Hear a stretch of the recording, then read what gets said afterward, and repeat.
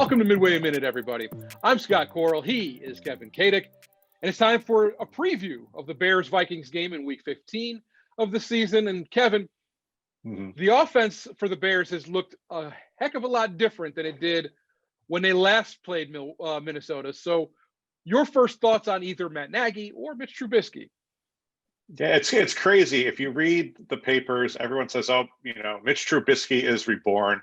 I didn't know that all it took was one win against the lowly Houston Texans for that to kind of get going. But if you go back these last three games, they have moved the football.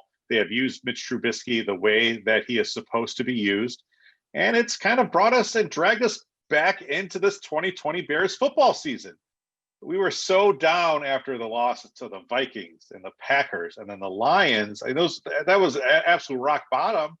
And now yet there's still a little bit of hope. Beat the Vikings this week. The Bears have a pretty good shot at making the playoffs. And a lot of that will center around Trubisky. As we mentioned after the post-game edition from the Texans game, he's passed for 776 yards, 7 TDs, 2 interceptions, posted above a 100 passer rating. You go even one step further, the running game has actually improved under Trubisky too, averaging 8.5 yards per carry against the Packers, 8.2 against the Texans. But where has this offense been? You could have done this week 2 of the season instead of week 12 or 13 of the season. So one of my good friends, Pat Drought, is a Trubisky truther, and he's going back and saying, how many games would they have won had Trubisky not been yanked in week 3 against Atlanta? He seems to think he can't find more than 5 losses on the schedule. I think is a little optimistic. I don't necessarily think you can pencil in some wins for the games that they did lose. But it's interesting because obviously with this way that with the personnel the Bears have, Trubisky fits so much better than Nick Foles does, and it's just kind of it's just frustrating that the Bears did not realize that before, and that we did lose those 6 games in the middle to Nick Foles' stewardship. And Foles isn't exactly he has played the better defenses as opposed to Trubisky, and Trubisky does beat up on some bad defenses. The statistics are there.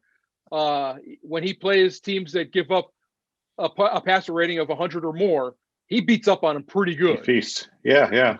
Below that, he does not. And he's and that's what's always been so frustrating about Mitch Trubisky is he does that against the teams that he needs to do, which is what you want to see from a quarterback. But when it comes time to actually, leave it on the field, he doesn't. And so if people want to sit here and talk about, bring Mitch Trubisky back in 2021, I'm open to the conversation just from kind of a strategic standpoint, roster management. But if you're talking that you're going to bring him back because you think he's really going to blossom into the type of quarterback that's going to lead you to 11, 12, 13 wins, and I know, he did in 2018, but I think that was an outlier. I don't think that's the case. So it's going to be interesting, the conversations that we have the next 3 or 4 weeks about the future of this Bears team. But for right now, I think they set up pretty well. He's always played pretty well against the Vikings when he doesn't get hurt or is sitting on the bench. So it's going to be a fun one. So now we turn to the defense, and the defense played really well against Minnesota the last time, only holding Dalvin Cook to 3.2 yards per carry. Granted, it was 96 yards, but it was still, he went off for 4 TDs against Green Bay the week before that. So the Bears defense played well, but Buster Skrine is out, and he was victimized heavily against Minnesota, and then against Green Bay, and then against Detroit. So where does this team go? Because, Justin Jefferson is a great wide receiver. Adam Thielen caught 2 TDs against the Bears last time out. How does this defense do it? I think it's going to be tough. And Jalen Johnson is on the injury report. If he can't go, then you've got a lot of problems there in that secondary. So if you're looking to make a prediction in this game, you can kind of ride some of this momentum the Bears are, and it seems like the Vikings don't have the momentum that they once did. But you just kind of get down to matchups, and that's where it gets concerning. So I agree with you. I think it's a tough one. But I will say this. I think that there's a lot to be said for familiarity. Obviously, the Vikings and Bears play two times every year. And it seems like Matt Nagy and with the exception of the last meetup, they've actually played them well pretty every time. And even with the last meetup, they were one touchdown drive away from winning that game, which is what made it, the outcome so frustrating. And it was the worst offensive output for the Bears for the season. Only 149 yards, 32 of those came in the second half. Only 32. Yeah. I think of those 3 straight losses to the NFC North teams, that's the one that just hurt the most, because I just really, that felt like rock bottom. I wrote about it in the newsletter. This is rock bottom. Now they tried to challenge me with the losses to the Packers and Lions, but that was really a game they needed to have at home against a divisional opponent, and it started that skid against the Packers and Lions as well. So where do we go? Ball security has been an issue for both teams.